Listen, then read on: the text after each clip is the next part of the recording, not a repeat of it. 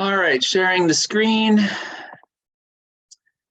and letting some more people in. Okay. I'm going to put my contact information in the chat window in case you have any questions that come up.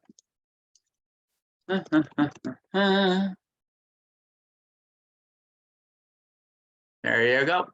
All right, let's get started. Slideshow from the beginning. All right, so hi, I'm Kevin. We've been doing this a whole year. This is our last one of the year. Holy snot, that's amazing.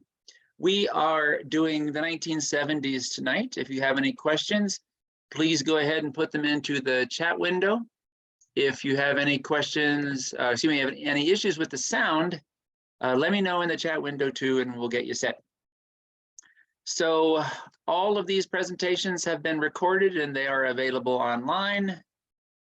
And yeah, let's dive in. All right, there I am. My hair's longer now. All right, Denver and beyond. All right, these are just some things that have happened in the metropolitan area and around that I thought were interesting because they affect the Denver area.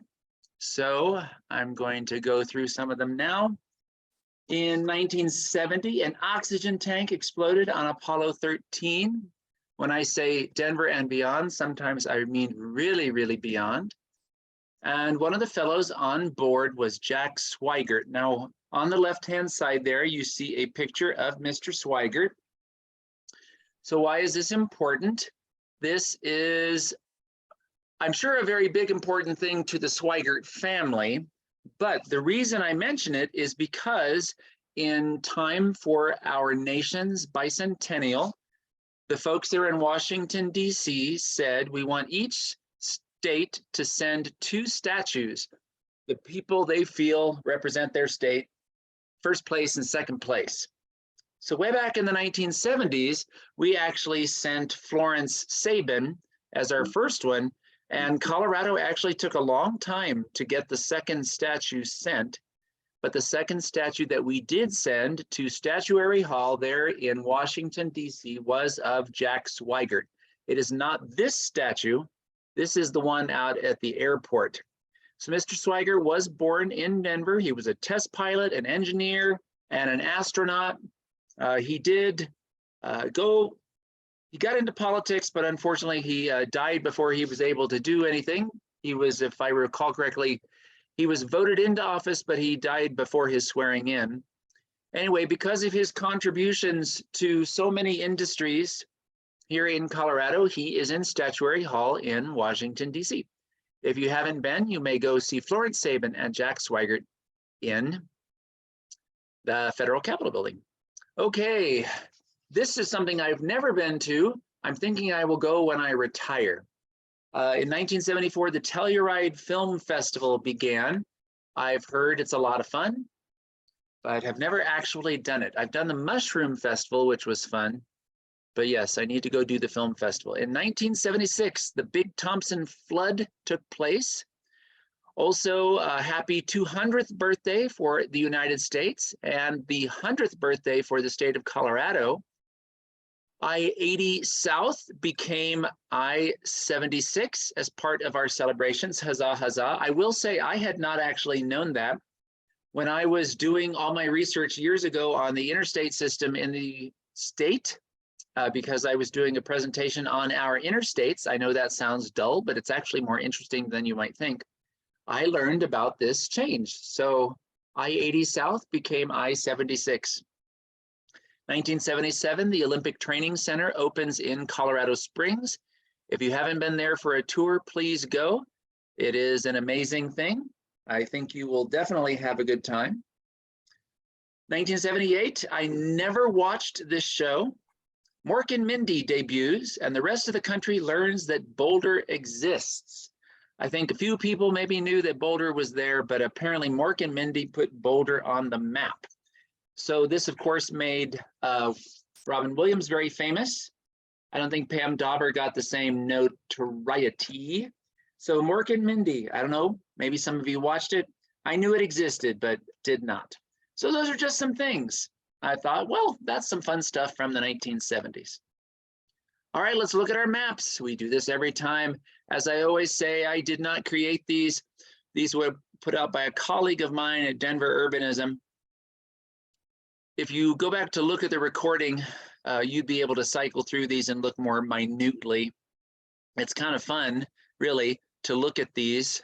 You really can pick out where there are parks, for example, in the Washington Park neighborhood.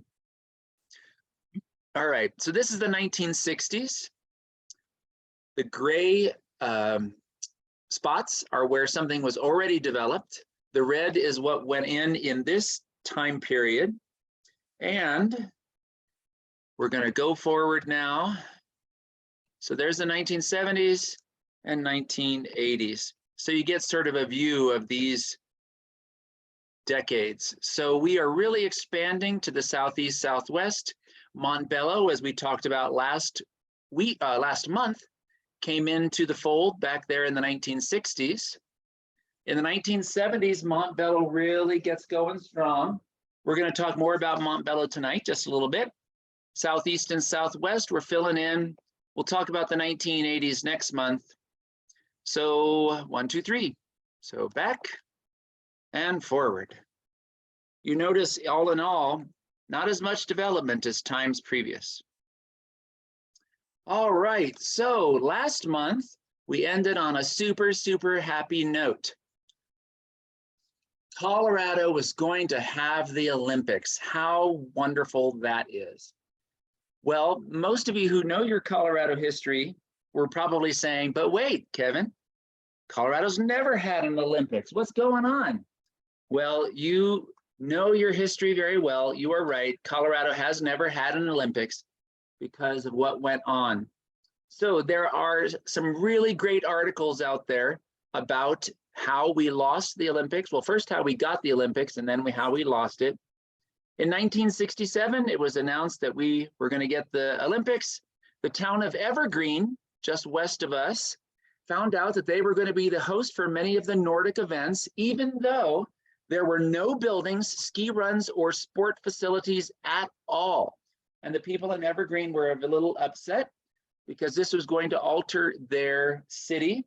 Also, fun fact, Evergreen did not get enough snow. So here you're going to have this whole event there, and the city was not going to get enough snow. So that's part one.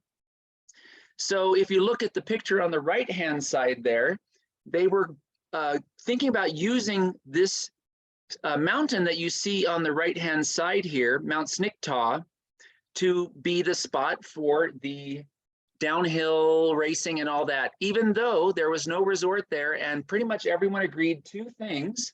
Hold on, I have to close my door.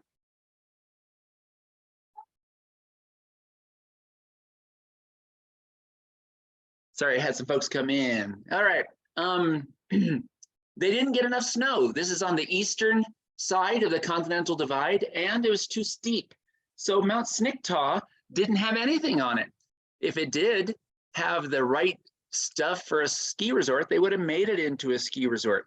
So 1970, 71, the Olympic Committee finally decided, all right, these aren't going to work. We're going to move them to Avon and to Steamboat Springs. And it just got uglier from there. So finally, it went to a vote because the folks who were pushing for this not to happen, oh, sorry, hit the thing too early. It went to a vote, and the citizens of Colorado did decide not to have an Olympics here. It was going to be too expensive. It was going to destroy too much of the environment, and it was just going to be too much. So the vote came in, 59.4% of folks were not interested. Quote, the usual explanations offered for national consumption involved three factors: the fear of higher taxes, the fear of environmental damage, and the fear that the games would fuel population growth. This is an issue that had something for everyone.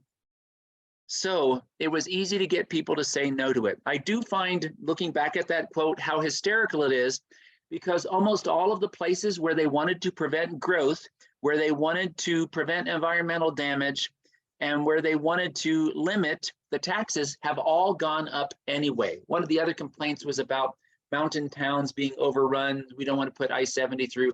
All that happened anyway. So I think it's kind of hysterical. We could have had the Olympics and still gotten the same result. So that's just kind of fun. All right. I hope all of you have taken the Colfax tour with me. One of the things along Colfax that we like to point out, what used to be is Sid King's Crazy Horse Bar, or Sid King's Club. Now, this bar was not built in the 1970s. It was actually around for years before that. But one of the things which I learned did happen at this bar in the 1970s is they had a cameo there in the bar in the 1978 movie Every Which Way But Loose. Clint Eastwood, remember the one with the orangutan? And he played a character who I guess came, I've never actually seen the movie. He came looking for a girl he was interested in, and he ends up going here to Sid King's, and he's in there and he gets into a scuffle. But the fun thing is Sid King himself is actually in one of the scenes, kind of sitting there next to Mr. Eastwood. Apparently Clint Eastwood was a really big fan of the bar. Just Elvis Presley was too. Oh, and what year was the rejection? It was in 1972. You are correct.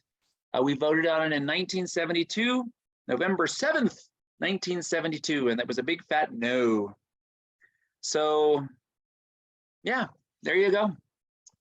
Okay, so I don't know, I'm not thinking I need to go watch the movie Every Which Way But Loose, but I guess if I did, I would be able to talk about Sid King's Crazy Horse Bar with an actual view to the inside. This one was famous, of course, there for the mannequin that you see over the entrance that would have been decorated according to whatever was going on in town at the time. She would be dressed up as a cowgirl during the National Western. She'd be dressed up as maybe Santa's little helper at Christmas, that sort of thing. Okay, so in the 1970s, we had Capitol Hill United Neighborhoods come into place.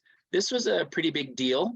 Capitol Hill United Neighborhoods was trying to preserve certain things about not just Capitol Hill, but neighborhoods around it that we thought were very important.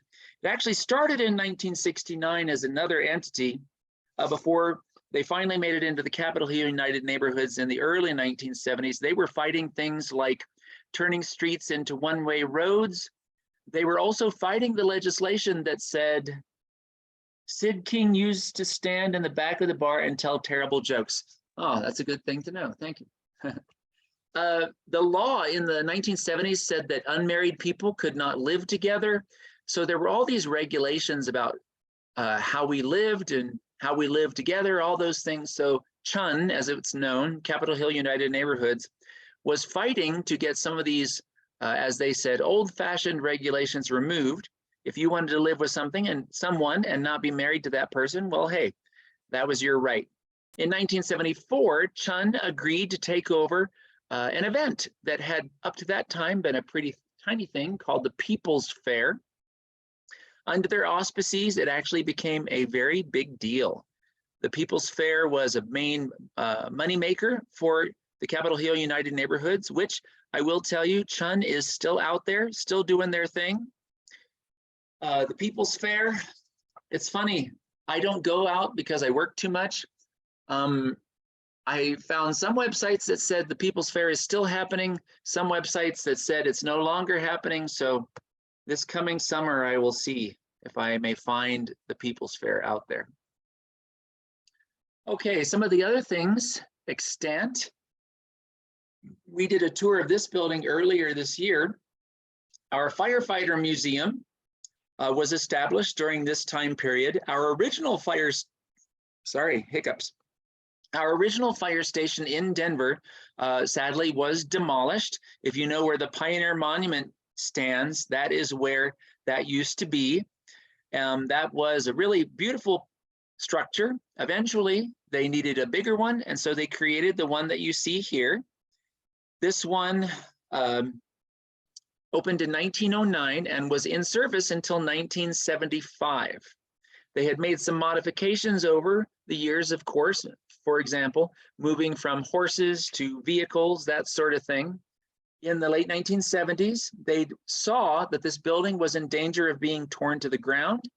So what they decided to do was make it into a museum and a restaurant. And in 1979, they established that corporation, and it opened the next year. I actually never knew it with the restaurant in it. I only knew it as the museum.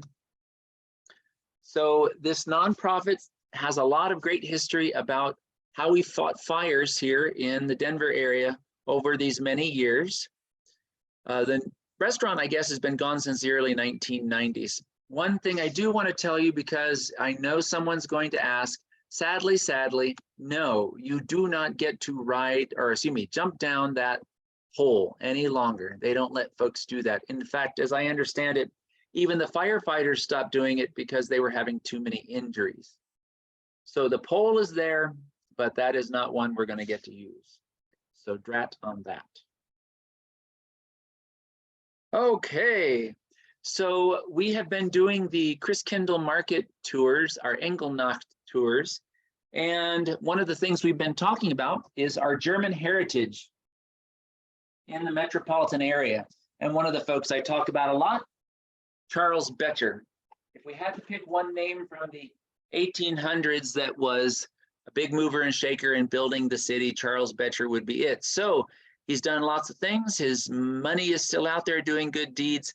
And so during this time period, 1978, Becher Concert Hall was built.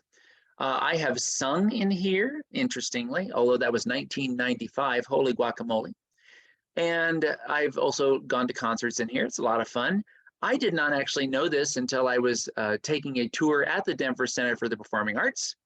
Becher Concert Hall was the first, quote, in the round symphony hall in the United States. It was built for the Denver Symphony Orchestra, which is now the Colorado Symphony, as part of the Denver Center for the Performing Arts. You see that on the lower left-hand side there, that open space where folks go to and from the theaters. So this entire complex is owned by the city, believe it or not, owns and operates. If you were to work here, you would actually be a city employee, which I think is totally fun. Depending on which resource you read, they are, quote, the largest theater complex under one roof. And under one roof is important because you have that on the lower left-hand side. Or just in general, if they don't want to split hairs, it's the third largest complex in the country. So 1978, Becher Concert Hall opened. Of course, it's gone through some major upgrades over the years, acoustics and things for folks with disabilities if they need to be able to read or audio assist or whatever it might be. So the place has gone through a lot of upgrades, but back in the 1970s, we got Becher Concert Hall. So that's pretty sweet. Okay, on and on we go. This one, I don't even know much about architecture, but I think this is a pretty sweet thing. On our right-hand side, that fellow there with the impressive eyebrows, that is Gio Ponti. He is a super famous architect from Italy. He's done lots of buildings in Europe, but there is only one Ponti building in the entire United States, and that is the building that you see here on the left, the original Denver Art Museum. It opened what is now called the North Building, although it was just the Art Museum, of course, for many, many years, in 1971. He designed this along with some local architects. As I understand it, apparently he did almost all of the work while he was in Italy. He mostly just sent everything across by post while he was there in Milan. I guess he just did most of the work.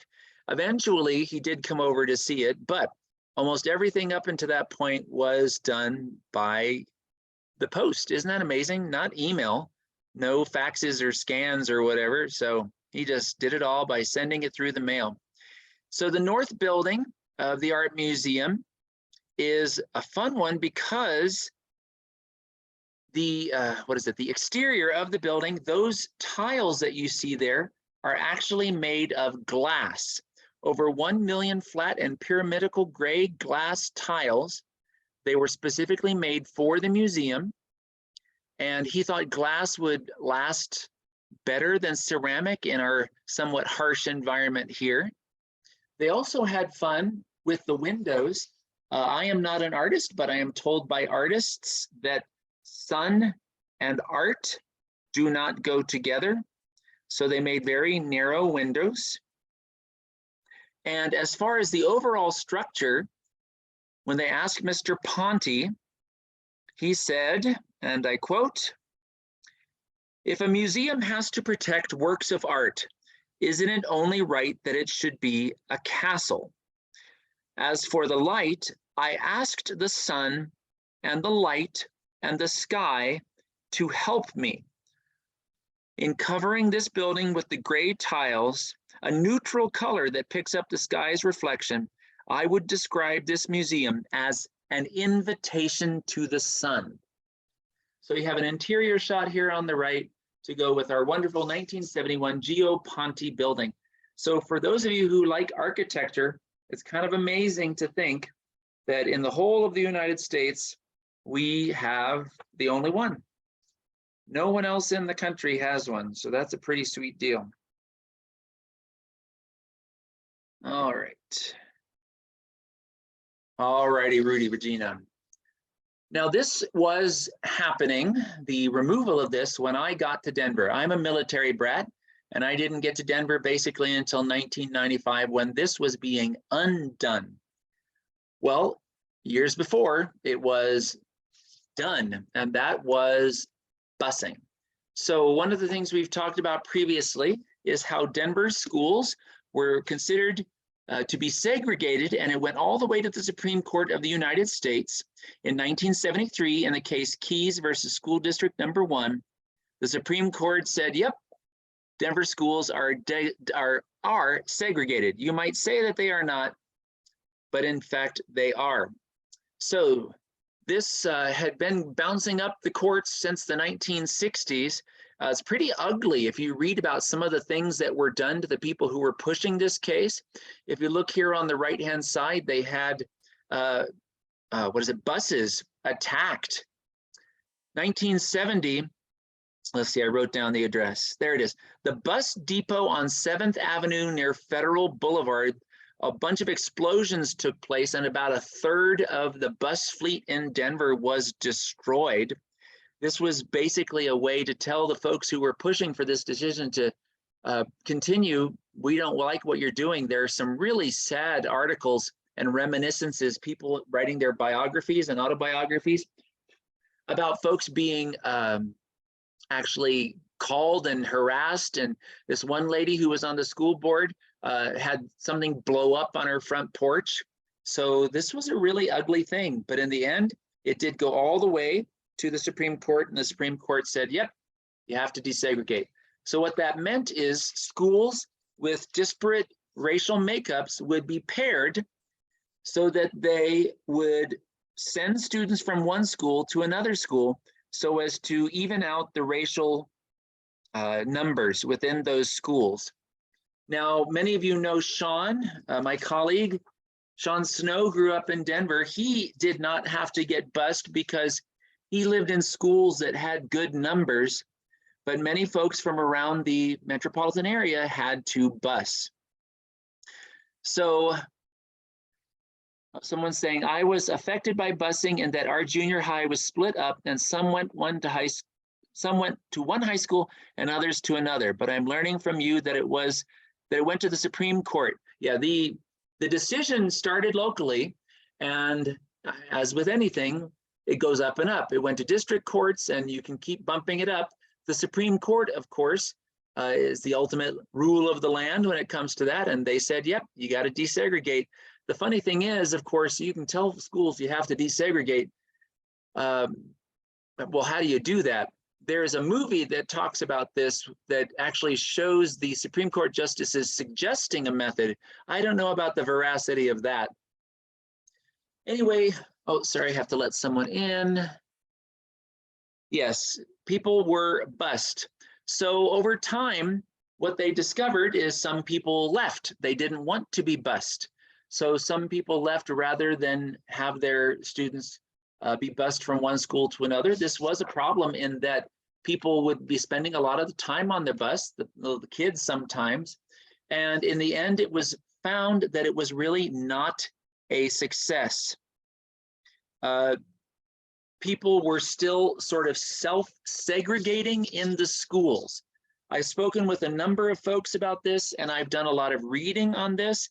You might put them together in the same school physically, and I suppose that does something.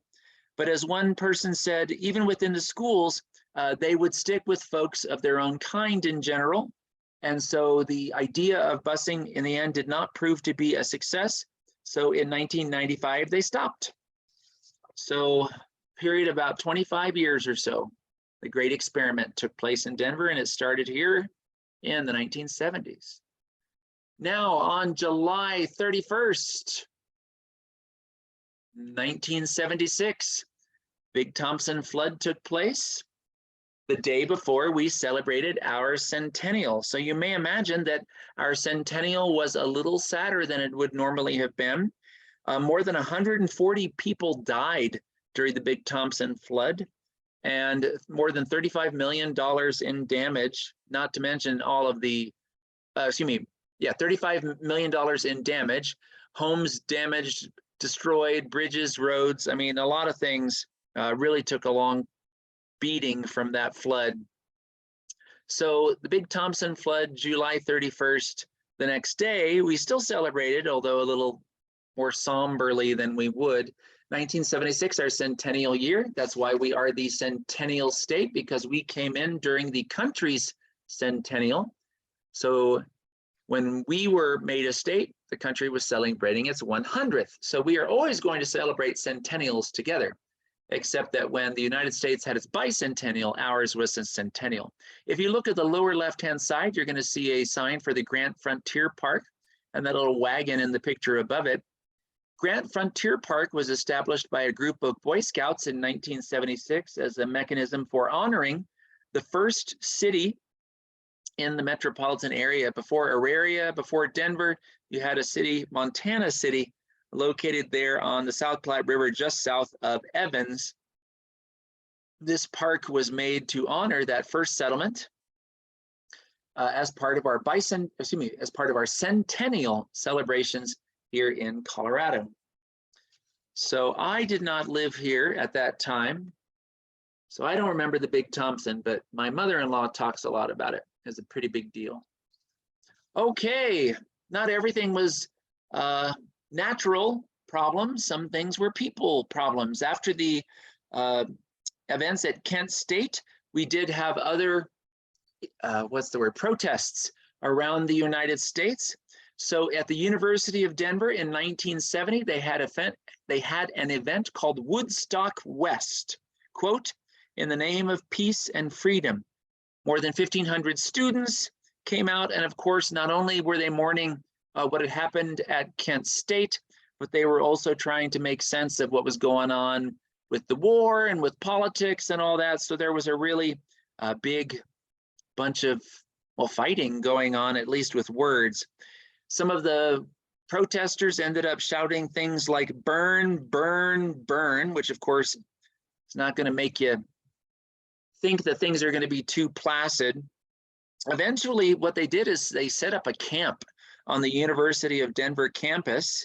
The same sort of thing was happening in multiple places around the United States. Seattle, New York City, many other campuses, CSU up in Fort Collins had the same sort of thing. And they kind of just occupied the university, and they talked and sang and tried to make sense of all of it. In the end, the university said, okay, enough is enough. You're not supposed to be camping here, and you're causing problems with your human waste and your trash. So in the end, they were chased out, and the camp with all of these temporary buildings was razed. So that was back in 1970 with Woodstock West. All right. Okay, hold on. It might be a question. Okay. The Montessori Magnet School at Mitchell Elementary during busing. Both of our daughters went there, and it was a wonderful integrated school with an integrated staff. When busing ended, the magnet school moved to Denison and is still there. Great opportunity to have free Montessori in an integrated environment. I like it. My mother-in-law taught at Denison, or not taught it, she worked at Denison for a long time. I've heard good things. I guess that's true. I'm sure that busing did have some very positive effects. Just being around folks can have a very positive influence. The numbers saying that folks generally still self-segregated don't tell the entire story. It was just, I think, mostly a percentage piece. So we talked last month about how the 1960s we started tearing things to the ground. Well, that continued into the 1970s, although the pace was slowing. The building that you see here on the right-hand side, you might say, well, good night, Kevin. Where is that building now? I see the clock tower. Well, you're right. The clock tower is still there, although it was supposed to be torn to the ground. The building attached to it is the Daniels and Fisher department store. The Daniels and Fisher department store gave its name to the Daniels and Fisher clock tower.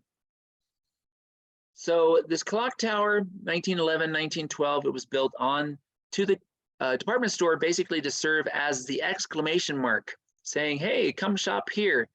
The store closed in 1958 and basically sat empty for a decade. Unfortunately, it was then demolished as part of Denver's Skyline Urban Renewal Project over the winter of 1970-71. The tower, as I said, was supposed to be demolished, but by this point we had successfully saved Larimer Square, which opened at the same time, and folks were saying, wow, maybe we shouldn't tear it all to the ground. And so they decided to save it. Well, hold on, I have to plug my computer in.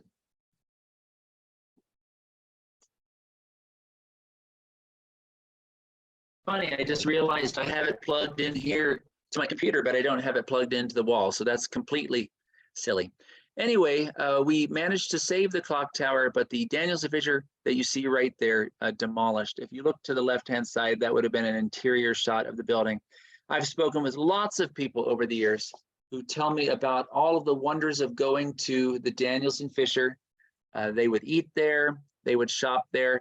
One of my frequent traveling friends, Janine, is always talking about some of her adventures in downtown Denver, and she mentions the Daniels and Fisher building. So in the end, we lost a lot of buildings. At least in the 1970s, it did start to slow. We got some other buildings though. My mom shopped there when I was a baby, me in a buggy. Oh, I love it. Wish I'd gotten to see it. Okay, ladies and gentlemen, let's talk about fine dining. In 1973, we got our Casa Bonita. Now, a lot of people don't realize that Casa Bonita was a chain restaurant. There were three others. You had one in Little Rock, one in Tulsa, and one in Oklahoma City. And ours was just one of those. Our Casa Bonita was the last one to open, and amazingly, it is the only one still standing as a restaurant. Now, the one in Little Rock is still standing, but it's not a restaurant anymore. So Casa Bonita, 1973. Since that time, of course, a lot of people have had a lot of food. It is famous for its sopapillas. It's famous for its cliff divers, and of course, all of the theatrics that go on. Last year, they were giving free tours of the restaurant. So I got to take a free tour, go behind the scenes. I had a great time. Got to see all kinds of things I had never even known were there. Right now, as I understand it, Casa Bonita is being worked on, and we hope it will open up very soon. I am quite eager to see what it will look like once they have finished it. So 1973 Casa Bonita, yum, yum, yum, yum, yum, or yuck, yuck, yuck, yuck, yuck, depending on your point of view. I find that people who grew up in Denver love it. Another thing that opened in that same year, 1973, someone's saying, I went there in 1973 when I was visiting Denver, moved to Denver in 74. One daughter had 2 birthday parties. that were so much fun. Oh, I'm certain. Apparently that place was the go-to spot for birthday parties. And I can imagine they must have made it a lot of fun. So even though the picture on the lower right-hand side where it says the Old Spaghetti Factory, that sign, that picture of the sign is from Westminster, but the other two pictures are from the downtown Denver Old Spaghetti Factory. The building that you see there in the upper right-hand corner, that is the Denver City Cable Railway building. That's right, we had cable cars in Denver, and that building was for the cable cars. That's why you have that giant entrance there. That's because you had streetcars going in and out of it. Believe it or not, one of the streetcars is now inside, and when the Old Spaghetti Factory opened in 1973, you could actually eat your meal in the old streetcar. Now, unfortunately, and this just breaks my heart, the restaurant moved to Westminster. The building still stands, but now it is a putt-putt golf course. Someone's saying we were never impressed with the food. Yeah, it's I was never super impressed with the food either, but it was a great place when you had 90 to 100 third graders who needed a meal. It was a really great place to go because kids, of course, are not discerning, and they would always take very good care of the kids. So that was nice. The Old Spaghetti Factory, I have been up to it. It's basically still the Old Spaghetti Factory, just so, and that's my taste. I know a lot of people like it. I would just sort of say, nah. Okay, believe it or not, Denver's first Earth Day was in 1970, and this was a pretty big deal.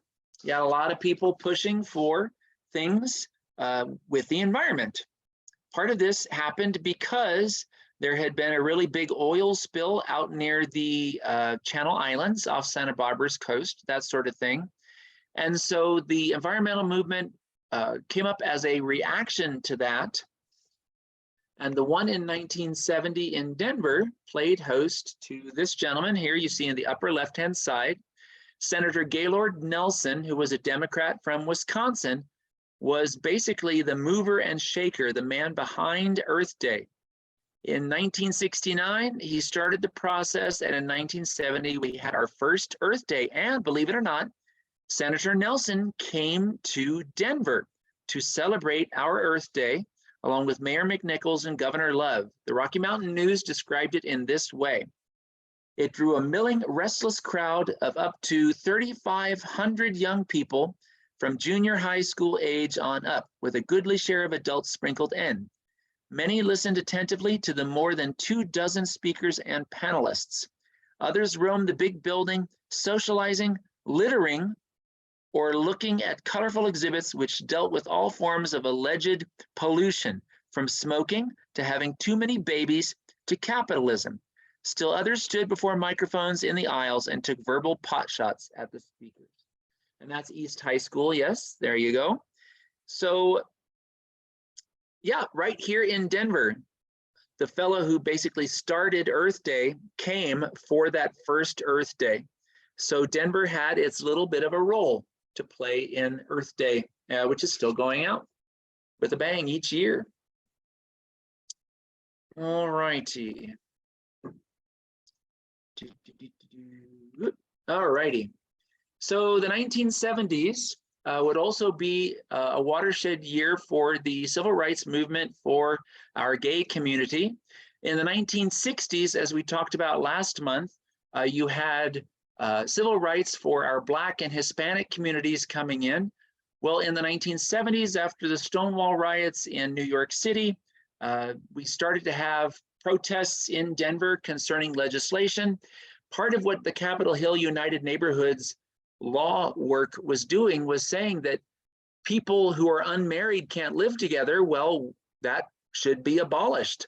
That law would take effect on someone, whether they were same-sex or opposite-sex couples in Capitol Hill. At this point, in the 1970s, Capitol Hill was really becoming this kind of bohemian, hip place, feminists and artists and all that stuff. And it was really a strength for the community, even as Capitol Hill was struggling to deal with the loss of some of its old buildings. In 1974, Denver had its first, quote, gay inn, which was held in Cheeseman Park for Gay Pride Weekend. The Gay Community Center of Colorado opened at that point. On the upper right-hand side, you see one of those early workers there. And in 1976, Cheeseman Park became the center for the annual Gay Pride Parade in Denver, which is still going on these days. I think it's in June. So civil rights just continue to march on and through the 1970s. We have a lot of Chicano progress made during this time period, and so some other folks here among the gay community got in on it as well. All righty. All right, now, normally this is not something I think a lot of people know about, but I wanted to touch on it. I hope it's not too esoteric. All right, this is a map of the city of Denver. First of all, if you look, you're going to see some things in white in the middle of the neighborhood, in the middle of the city, especially off toward the lower right-hand side. You have Holly Hills and Glendale. If I ever became mayor or governor, it just strikes me as such ridiculousness that we have these enclaves. But there it is. That being said, if you look at the upper left-hand side of the city, the borders are pretty calm. I mean, they're all right. But if you look at the lower right-hand side, and especially at the lower left-hand side of the city, holy guacamole, the neighborhoods are just all akimbo in dealing with those around them. And that has a lot to do with the lady you see there on the right-hand side. That is Frida Poundstone. Now remember, at this point, Denver's schools have been desegregated. And so communities around Denver were very alarmed. Not only did they not want to be annexed, but many of them did not want to be annexed because then they would be forced to integrate their schools. People don't like to talk about this today because it's not very upbeat, but there was a lot of racism at the time about having to integrate, and preventing your annexation into Denver would prevent your having to integrate your schools. Frida Poundstone wanted to take on that beast. Denver was super powerful. Basically, if it wanted to annex land, then it did. So Frida Poundstone started a grassroots effort to try to stop it under the guise of local choice. I am going to tell you there was a healthy dose of racism in there, but again, you can't say racism. So local choice was the nice way of saying we don't want to be annexed into Denver. And believe it or not, it went to the polls and it passed. Denver at that point was locked in its tracks, 1973. And then what happened was 10 years of court cases as the counties around us, Arapahoe and Jefferson counties, fought at the Supreme Court of Colorado level to try to de-annex portions of the land that had been annexed by Denver at the very last minute before the Poundstone Amendment went into place. So that is why sections, especially in the southwestern part of the city, have such weird borders. Many of those pieces of land around the Marston Lake there area in Fort Logan, those had been part of Denver. They were annexed into Denver, and then the court said that the land had to be given back. So we ended up getting just really incredibly stupid borders. This time period, the 1970s, also saw a real boom in certain developments. In Southeast Denver, you had Tamarack Square, Tiffany Plaza, the Kennedy Golf Course. Many of our schools come in, and then of course there was the fight over the Denver Tech Center. It's funny because Poundstone fought to prevent Denver from its rapacious annexing, and then after Denver was stopped in its tracks, the city that she lived in, Greenwood Village, became a rapacious annexer. So I think there's some marvelous irony in that. Anyway, there's Frida Poundstone. She's no longer with us, but her legacy is with us today. In the 1970s, when Denver got the word that it could no longer annex, that was definitely considered to be the death knell for the city. So we'll come back to what happened with that when we talk in the 80s and in the 90s. Presentations upcoming. Okay, we march on. Woo! So Mayor McNichols, William McNichols. better known as Whiskey Bill. I guess he liked his whiskey. He was mayor for pretty much, I think he was mayor for the entirety of the 1970s. He had been a director of public works, and he knew Denver like the back of his hand. He was one of those folks who knew everyone and knew everywhere. He'd been around for a really long time. He was a big promoter of Denver, really, and tried to turn the tide of vilification that had been going on, especially because of those aggressive annexations, tried to get the public sentiment back in line that Denver was actually an okay place. One of the things that did go in as part of the Poundstone Amendment was this thing called the Boundary Control Commission, which was passed the same year as the Poundstone Amendment. Basically, what that allows for is the cities on either side and counties can talk about fixing their borders, and if they agree, then they may alter them. This has been used barely. I'd love to see it used more, but I'm not holding my breath. Anyway, Mayor McNichols, he did lots of things around the metropolitan area. McNichols Stadium that you see up here on our right-hand side was one of numerous things that opened during his administration. He really pushed for the city to reclaim its preeminence in the metropolitan area. Obviously, there are lots of mayors we could talk about. Since he was mayor for the entirety of the 1970s, I just thought I'd touch on him. All right. So a couple things before we conclude for the evening. The presentations continue. Our website formerly had only up through tonight, but I would hardly leave you hanging at the end of the 1970s. How sad would that be? So in the new year, we are going to continue with new presentations. These are the dates. Ladies and gentlemen, if you have already signed up to receive announcements on these presentations, you do not need to sign up again. You will receive the links for these automatically, just as you have been. So if you signed up, you are still signed up. If you know someone who would like to join, then they're going to have to sign up, and then they'll be able to watch these. We're going to continue on into the new year. So again, if you have already signed up, you do not need to sign up again. Also, our treasure map is out. Would you care for a treasure map? If you would, if you go to our website, you may download it there as a PDF so that you may look at it on your computer. You may also, if you would like to receive a physical copy, put in your address and we will send you one. So the tours are live. Join us next year for more fun. I want to talk about one more thing before we continue. I mentioned earlier the Montbello neighborhood. So last month, we talked about how the Montbello neighborhood, when they annexed it to Denver, there was some worry that Montbello, are these recordings available for future viewing? Yes, we have them all up on YouTube. So if you look up Treasure Box Tours YouTube, you'll find them all there. These are all still at 6 p.m. That is correct. So when Montbello was annexed into Denver, there was some worry. They put out some really very classy looking magazine articles trying to get folks to move to Montbello. Thank you for the kind words there. So look at this ad published in the 1970s. Being here is all the fun. So it shows the all-American family there doing their thing. Montbello in the 1970s was billed as the place to be, right? So next month, when we talk about what Montbello would end up becoming and how it fared, just remember this image of that all-American family there. Being here is all the fun, and they are talking about Montbello. All right, so at this point, that's our presentation.